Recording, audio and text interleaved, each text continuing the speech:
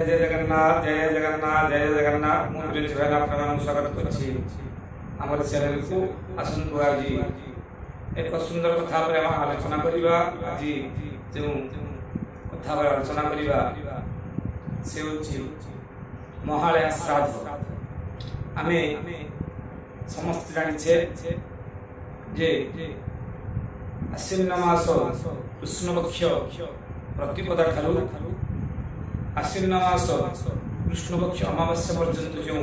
15 दिन से 15 दिन भितर जो श्राद्ध करा जाए महालय श्राद्ध हुए।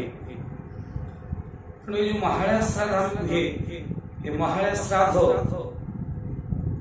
कहीं तो जिते बेला हमर पितांकर देहत्याग हो देहत्याग दिन बा दिन आम श्राद्ध करे पितृश्राद्ध एवं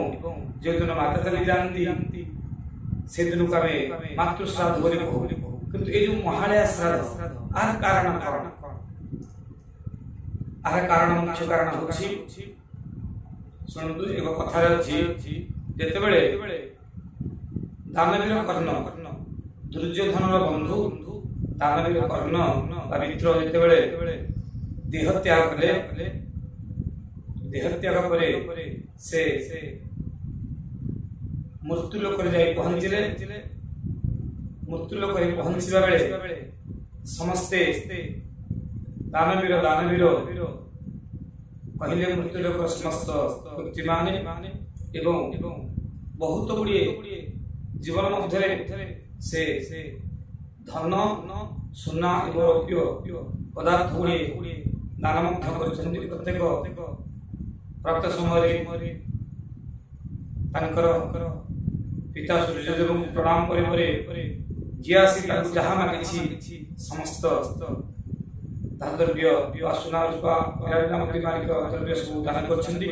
किंतु दानवीर कर्ण जो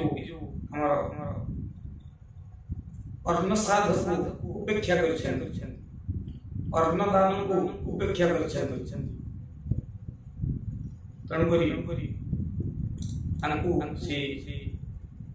पितृलोक क्षुधार्थ भाव से अनुभव कले आज धर्मराज जमराज पचार मोर एते दान पुण्य करने आज मु क्षुधार्थ भाई मत लगुच आज धर्मराज जमदेवता कहते आपण लगिबार कारण आपण बहुत सुना रूपा हीरा प्रत्येक दिन आपण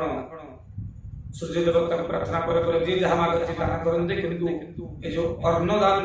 आपण उपेक्षा कर क्षुधार्थ रहते तेणु आपण वरदान आप 15 दिन मर्त्य लोक जानतु एवं मर्त्य लोक जो अन्नदान करंतु अन्नदान हो श्रेष्ठ दान जो दान ग्रहण कला द्वितीय लोक आम जदि अन्न खाइबा पेट पोड़ी गला आग्रह लगे के आग्रह लगे तेणु अन्नदान हूँ पुण्य दान एक कथा देवता आज दान कर्ण को बुझाई कर्ण पितृलोक पुणी मर्त्य लोक आसी 15 दिन पर्यंत अन्नदान कर महादानी बोलाई जो क्षुधार्थ पुणी देहत्याग पूर्वक से जमलोक पहुंचते समस्त क्षुधार्थ निवारण होती दिन जमदेवता और धर्मराज जम कहले जो आपण जाइथिले जो 15 दिन आपण ये अन्नदान ये आश्विन मास प्रतिपदा ठारू आरंभ करी आश्विन मास अमावास्या पर्यंत ये 15 दिन आपण अन्नदान करछन्ती ये 15 दिन को महालय श्राद्ध बोली कहा मर्त्य लोक यह प्रचारित हो महालय श्राद्ध बोली जेहेतु अन्नदान महापुण्य दानवीर कर्ण अन्नदान नदी धातव्य दान करते सुवर्ण दान तेणु 15 दिन पुणी पृथ्वी पृष्ठ को आसवा पड़ता ଏହା ହେଉଛି କାରଣ ଆହାରି ପାଇଁ ଆମେ ମହାଳୟା ଶ୍ରାଦ୍ଧ ବୋଲି କହୁ। ଏହି ଦିବସ ମାନଙ୍କରେ ଆମେ ଶ୍ରାଦ୍ଧ କରିବା ଉଚିତ। 15 ଦିନ ଭିତରେ ଆମେ ଶ୍ରାଦ୍ଧ କଲେ ପିତୃଲୋକ ସନ୍ତୁଷ୍ଟ ହୁଅନ୍ତି ଏବଂ ପିତୃଲୋକଙ୍କର ଆଶୀର୍ବାଦ ଲାଭ ହୁଏ।